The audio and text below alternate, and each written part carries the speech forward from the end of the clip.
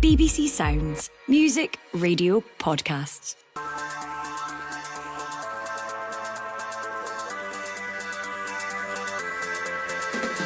Hello, I'm Ray Bradshaw and this is a Scottish Football Podcast. All the news, views and analysis you need on Tuesday the 15th of April.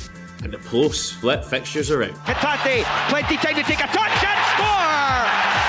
Rio Hatate grabs his second of the afternoon. Will Celtic wrap up the title at Tannadice? Plus, some are happy and some are not. I'm delighted with a group of players. I'm delighted that they've achieved this and they can go and enjoy their night now. Yeah, hugely disappointing day, obviously. We didn't do enough to win the game. Who were the winners and losers as we digest how the split happened? And will it be Falkirk's title on Saturday? Well, that's a decent effort! Oh, that is more than decent from Mackie, who fires Falkirk into the lead with a stunning strike.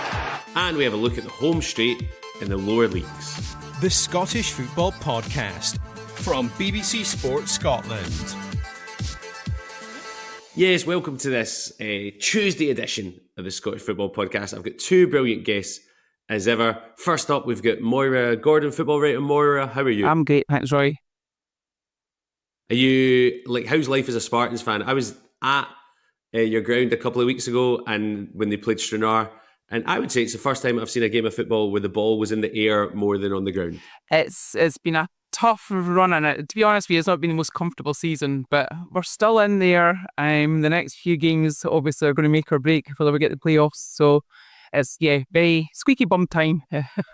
Yeah, and I love the fact that at lower league there was just a guy about 70 minutes who worked in the kiosk with all the leftover pies, just finding all the regulars and handing them out. It was great. And a guy in a mobility scooter doing the beep, beep, beep, beep, beep, beep, beep, beep, beep when they scored the winning goal. It's football at its finest. Honestly, you come there and you can get everything.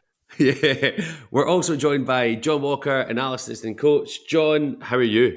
Speaking of football not being on the ground, Ray, I had the pleasure of watching your team on Saturday, so yes, I would maybe keep quite quiet just now. Yeah, to be honest, I'm no longer a football fan. I've given up. I'm a curling fan now. I'm a glory hunter. We've gone that way. I saw you were in hospitality at Firhill. You got to meet Kingsley. That's enough, isn't it, John? That was all we were there for, mate. Once we get that photo, I was like, we can go now. We can go. 25 minutes before kickoff, walking out. Fair enough.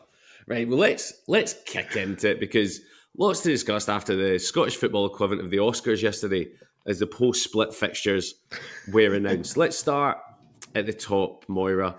Celtic can win the league next Saturday if they don't lose to Dundee United. Champions-elect for a while.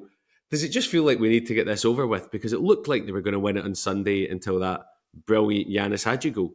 I think that's the case. I think we've been talking, it feels like since about the third week of the season, that this was Celtic's title, and it's just, it's almost, we've got to the point where we're like, oh yeah, they actually have to win the final few points to get over the line, so I think, get over and done with and let us concentrate on everything else that's going on round about.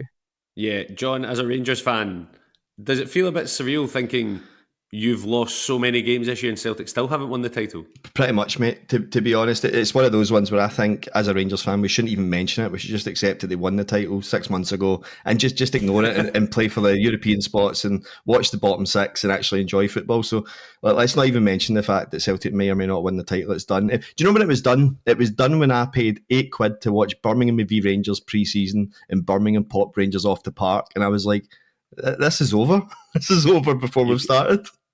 You can tell Rangers fans no longer believe in pre-season friendlies. It wasn't the case 2 years ago when you beat Real Madrid and that's all we heard about for about 6 months. Ray, that's a good Real Madrid side, okay? And Moira, to move in to the capital city, Aberdeen host Hibs in the first game of the split. Hibs, 17 games unbeaten? Do you think they could go all the way unbeaten and make it to 22? I mean, you wouldn't say no because, the way they've been going, they've played everybody in that top six. They've come away, with points. They absolutely are flying and the confidence is there, the momentum's there. You would imagine once the title's won, Celtic probably will have a bit of partying to do. So, things like that, teams that might have been an upset for them will no longer, or they'll have their eye on maybe a hangover and a few beers. So there's definitely potential for them to do it, but it's a huge ask. These, early in the season, you're having a bit of a tough team, and then you're getting maybe an easier team this is like full on. You're just bang, bang, bang against the top teams in the league. So it's going to be tougher for them to do it. But I'm actually really intrigued with this first game, against Aberdeen. Aberdeen have found a wee bit of resurgence there. So it'll be interesting to see how they actually go against each other. I would say they're the two favourites without Grewell, and Dundee United completely out of it. I think Aberdeen or Hibs will probably finish third, which now means that Dundee United will finish third. But I think it's probably between the two of them, and I think it's going to be really interesting when they play each other head to head, especially at Tawdry. And I think that'll be quite interesting to see how that sets up the rest of the run-in. I have to admit, I kind of have slept on Dundee United this season. It was only, I was doing Off the Ball on Saturday, and we were looking at league tables, and I was chatting to Kenny McIntyre about it, and they're so close. This was pre-games on Saturday. And John, it's the way the split works, isn't it? Their 3 away fixtures are Celtic, Rangers and Hibs.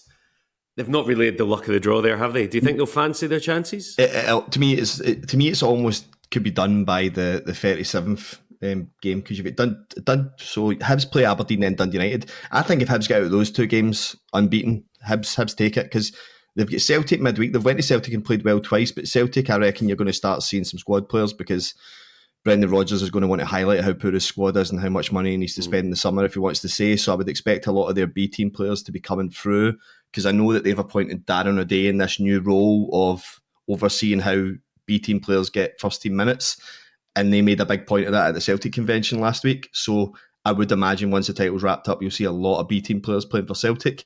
So Hibs could theoretically go to Celtic and take points, and then they finish on Rangers at home. So I think if Dundee United don't beat Hibs in the second game of the split, it's going to be taken out their hands, and it's going to be taken out Aberdeen hands if they can't beat Hibs in the first game of the split.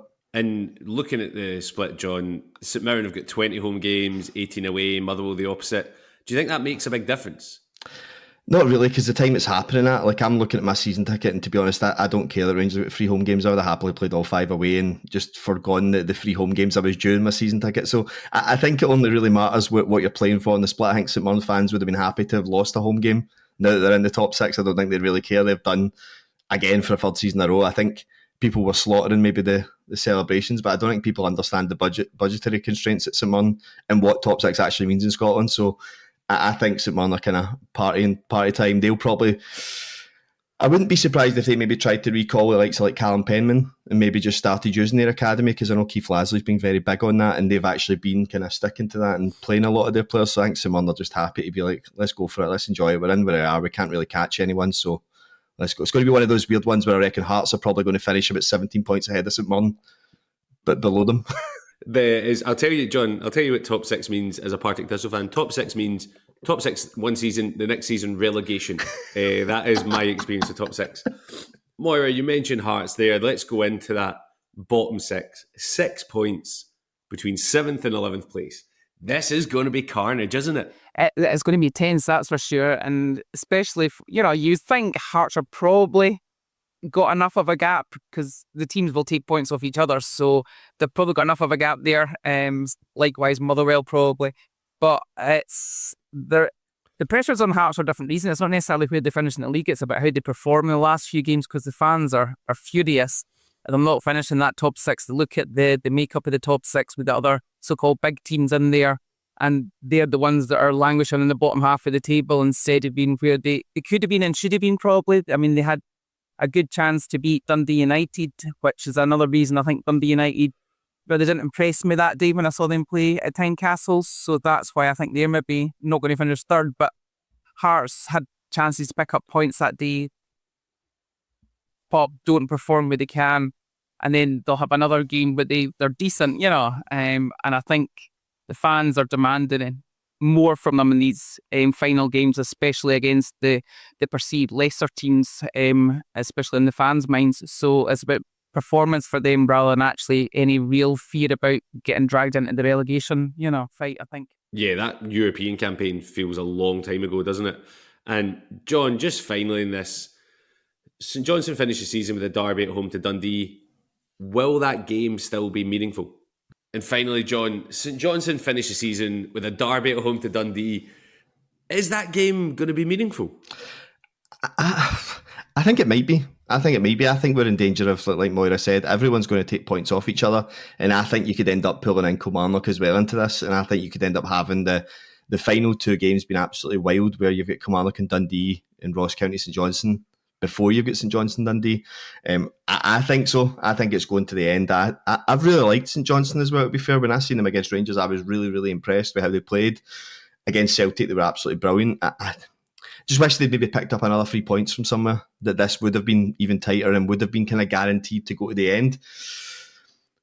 I hope so, because you don't. The split last 2 set of fixtures get potential of being every game being amazing.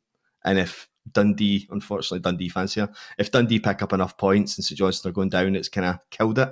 But it's the potential of the split, right? We were left with an amazing last day, and now we could have an amazing last day. It would be good just to see something other than a helicopter Sunday where it's a title and you could have it for people playing for the playoffs and the relegation, and actually kind of for once advertise how good that split is in Scotland. Because I was somebody that hated it and always wanted the reconstruction to bin the split, and now I'm like, any reconstruction I've got in my head, I'm like, keep a split. It's the only way we've kept it entertaining. So no, I hope it goes to match day 38, because I really, really like seeing Valakari and the way they play. If it was a relegation helicopter Sunday, it could be just a big box of tissues like, flying about in between the grounds. In a taxi, Ray. A taxi. 4 Ubers. Just driving up and down. So, let's see how we ended up here after a dramatic last weekend before the split. Incredible for St Mirren to make it 3 years in the bounce. Stephen Robinson getting a lot out of that squad again this season. We'll look at Hearts as well, and let's not do a wee central belt thing. So John, you can have a look at St Mirren. Moira, you can look at Hearts. John, we'll start with you. Where's it gone right for the Buddies? St Mirren's recruitment is excellent. St Mirren have been very good in picking up the right types of players for Stephen Robinson football. Admittedly, as somebody who constantly drones on about style of football and wanting to enjoy watching football, I think for the type of football I don't like watching, St Mirren are the best team at it. It's absolutely phenomenal. It's channel football. They've got 2 strikers that will run all day, which I really like. They've got players like Mark O'Hara, Mark O'Hara could probably be playing at a higher level, to be honest. He's a really good footballer. I've always been really impressed, mainly because every time I seem to watch St Mirren, it's against Rangers or Celtic, admittedly, and he always seems to score. I think he scored like 4 goals at Ibrox since Rangers have been back up. Really impressive. I know they've had a couple of beatings heavily in this run, but St Mirren are that type of team that can go 14, 15 with their tight in games all the time and get enough points. That's where they're getting it. Ray, you made the joke about top 6 following relegation.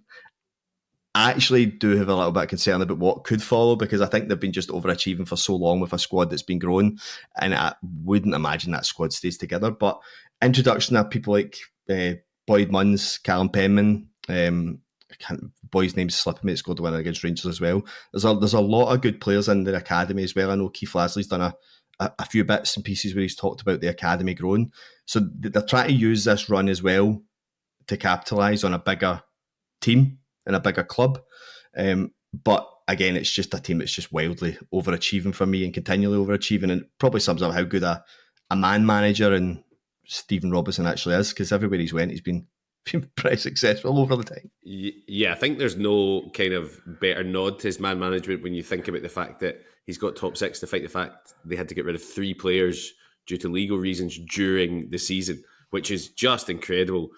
Opposite motions at Tynecastle, Moira. They seemed odds on to make it into the top 6 going into the weekend, and then what happened? To be honest with you, I don't think there's an awful lot of Hearts fans that would just consider them odds-on favourites. You know, that's been the way they've been playing, I think.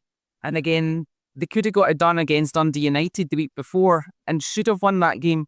But it's the same familiar problem. They just couldn't put the ball in the net. They couldn't make the most. They couldn't create enough chances from the possession they had. And it was one of the games where if Hearts play with a lot of energy, they actually tend to get really good results against teams, you know, that suits the style of play that they'll catch lose one time. But if they don't start with that energy, they're not really dangerous at all. They'll just, potter about with the ball, but not actually get that final killer pass or that final shot on target. And I think this season's actually shown just how pivotal Lon Shanklin's been for them for the last couple of seasons. He papered over a heck of a lot of cracks, actually, just by his goal return. And I think the fact that this season he hasn't been contributing exposed the rest of the team, the rest of the setup, for what was lacking. And I just think there's a quite a major rebuild needed there in terms of just getting key players and getting pace in that side and getting energy in it. And without it, they'll struggle again. So it's vital that they do that.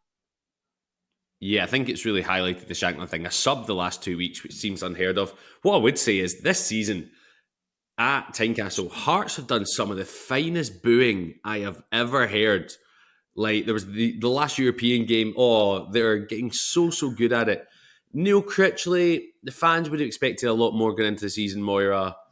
What's gone wrong for him, do you think? I think he inherited a team and a squad that wasn't performing, so it wasn't as if he picked them up and, the top half of the table and he's taken them, tumbling down the league. It's not that case. He's elevated them from where they were when he arrived. But I think it's just find that consistency. Again, I think he's decided there's a certain way he wants to play, and he's not necessarily had the players to do it. And this is my thing with managers. Sometimes you need to come in and realise what you've got there, maybe adapt your style to what's there. It's easier to do that than it is to ask a squad of 22 that don't have those capabilities to adapt their style to fit your, philosophy. So I think that's sometimes been an issue. And I think when it's worked, it's been entertaining. They've played some nice football when they've been on it and they've been, cavalry charge, and it's been entertaining. But there's other times when that doesn't click and that energy isn't there, where it's been dire, And so I'll be interested to see. He brought in some decent signings at times. Some of them have worked in and out of games, and you think, okay, maybe. So it'll be interesting to see summer signings, whether it's going to be make or break. You'll start the season and fans will decide at that point whether it's worth keeping hold of or whether it's not. And the Hearts fans, as you say, are not slow and letting the board know what they think. And I think given the way this season's finishing, they're not going to get much time at the beginning of the year. So he's going to need to get signings in really early in the window and get them up and running, ready for the start of the new season, because it's going to be judged very, very early. Yeah, it all seemed so promising last season with pre-contracts at this time of the year for Jan Danda, Blair Spittle, James Penrice, and it's just so different now. John, to go to the other side, Motherwell missing out too. Michael Wimmer and Neil Critchley were kind of left field appointments, I think we can say. What are you making of how Wimmer's doing it for Park? Ibrox win aside. That's the weird one. That's the weird one. And firstly, I'd like to correct you, Ray. As a Rangers fan with no trophies this season, I'm not giving up the home fans booing. That's our trophy. We keep that. That's not going anywhere else. So I'm keeping that. John, you're allowed to start booing when you stop giving teams a 2-0 lead. That's the rules.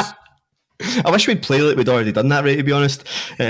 So Motherwell's a really surprising one, because obviously listening to Andy Halliday talk a lot, he goes into great detail as to how good they are tactically. He's never really seen anyone that's so detailed orientated. Get players like Lennon Miller, just players who are probably going to go above and beyond the SPFL. The game at Ibrox, I was astounded by how good they were. Not like surprised, because I'd heard loads about how good a coach he was. But I think now you're getting into the weeds where sometimes, because Rangers, Celtic, Hearts have such a specific style of play, that if you've come from a European league, you have the knowledge maybe how to stop teams playing and how to do that. When you drop in Scottish football, it can become a bit of a, let's play second ball, let's play in their half. And all that work you're doing on pressing teams playing out for the back, who don't play out for the back, you go, what do we do now? And I think that's maybe where Motherwell are sitting just now, going, if we win the top six, we might have a better crack at winning games. Now we're in the bottom six, outside of, with all due respect, St Johnstone, I think everyone kind of plays a similar style. So I think St Johnstone are probably a team they could get at and get points off of. I think Motherwell will be safe, but I do think he's maybe looked at it and went, this is a league that I'm going to struggle to implement things like my press in, because teams are just going to play the ball over us and we're going to have to build from there. I still like him, but I think he's going to have a summer where he's going to lose the marquee player. It really depends what they do behind that. I hope he stays up. I hope they do well, and I hope they give him some form of signing to work with in the summer. But yeah, they're one that I could see maybe struggling to get wins in the bottom six. I think I can speak for all of us. We want him here next season, because if a man makes his debut in winter and wears white chinos, what is he going to rock in the touchline in August? This is what we want to see. Cargo shorts, here we come.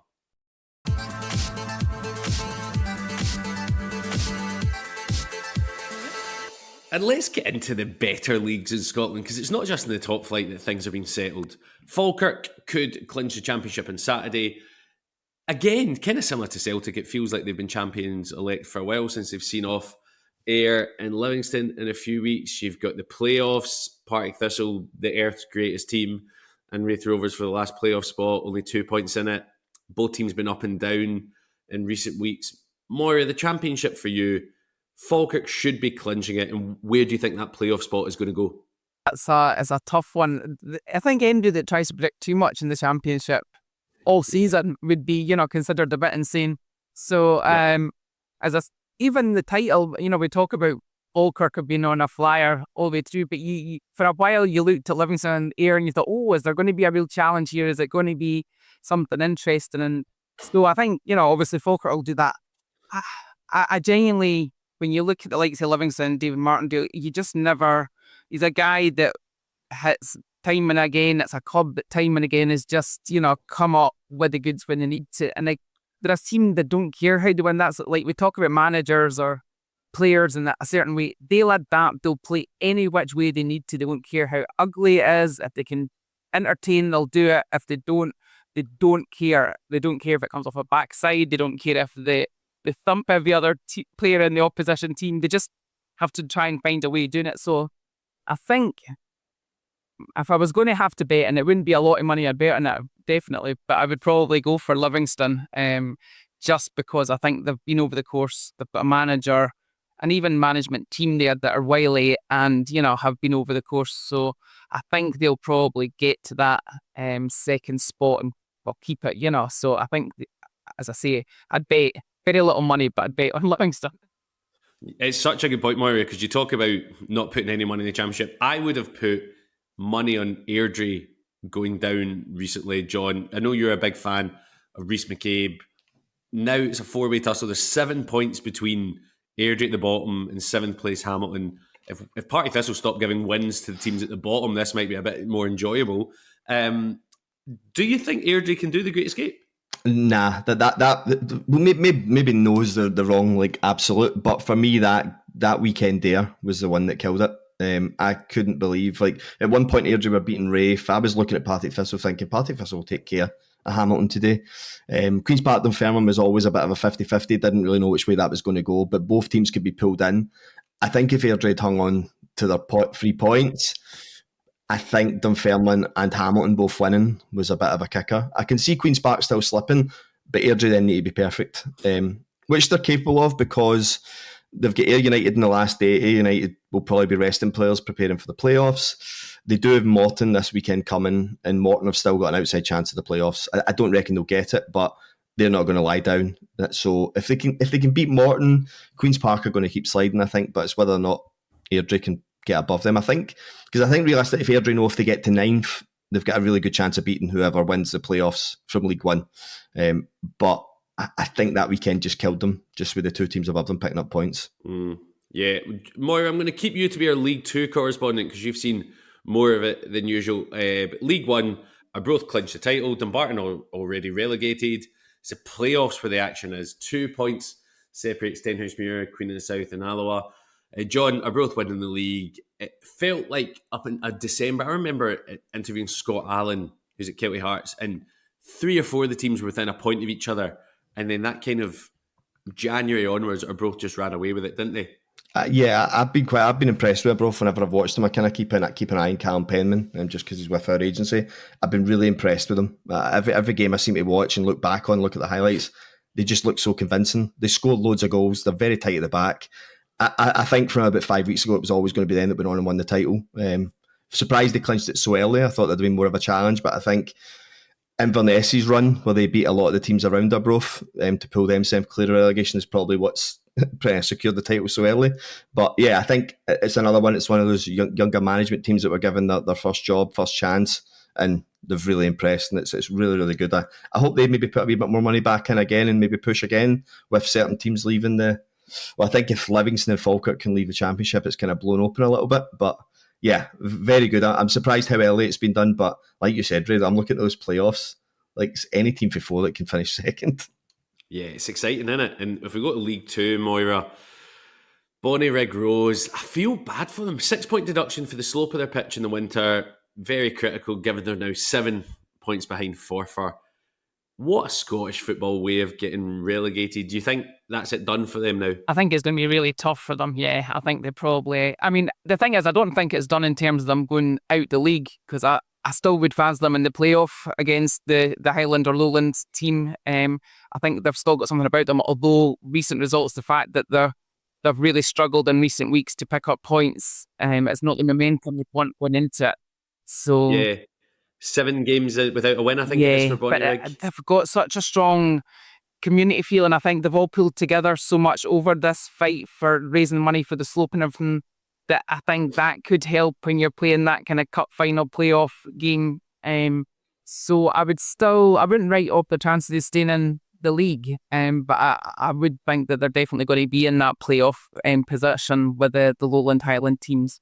I think it's been a long, tough season for them, and I know the rules are the rules, it's one of those things, but really is a slope that big a determining factor about? That's one of the nice things about football, is that you go to different grounds. Sometimes you have to contend with the wind and the gales that you feel. Sometimes you have to worry about a pitch that's maybe not as well manicured as others. Sometimes it's a slope.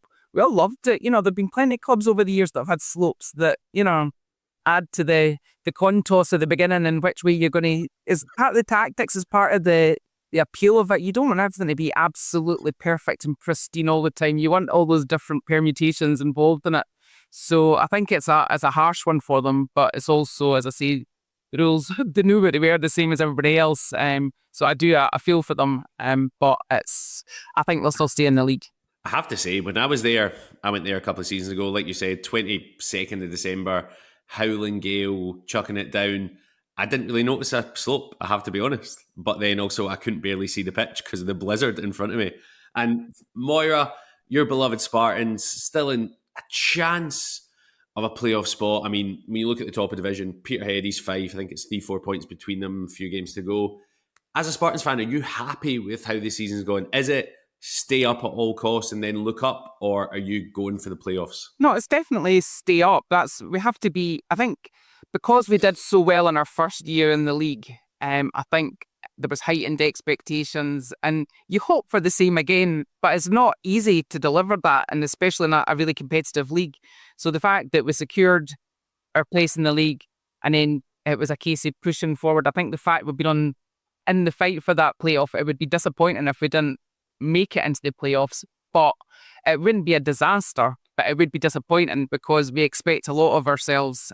So hopefully, I mean, the last few games, we've made it really tough for ourselves. And I think weekend there, the result, it was a tough game for us, playing Peterhead, but to see Stirling Albion and move above when you've been thinking it was just ourselves and Elgin, it's a real 3-way fight. We do have a couple of games that we're definitely capable of winning. It's not the toughest running we've got. But to finish the season with a derby against Edinburgh City, it's like I'd hate it to be going down to that game, and I'd hate it to be Edinburgh City that stopped us from making the playoffs. Well, that's all we got time for. Many thanks to Moira Gordon and John Walker, and thank you for listening. Remember, we're here with new episodes of the Scottish Football Podcast bright and early every day, so to make sure you don't miss out, subscribe on BBC Sounds and have push notifications turned on in your phone.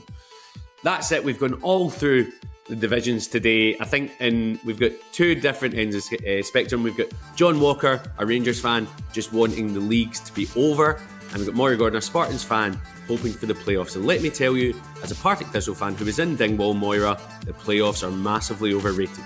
Thanks for listening. See you again. On BBC Sounds. From life aboard a Russian submarine to chairman of Hearts Football Club. At this stage, he was the hero. But as his controversial decisions escalated... They said, we're going to sack George. And I'm going, you can't do this. How did Vladimir Romanov go from Hearts saviour to a wanted man? He caused a whole load of chaos and havoc. Romanov, Tsar of Hearts. Listen now on BBC Sounds.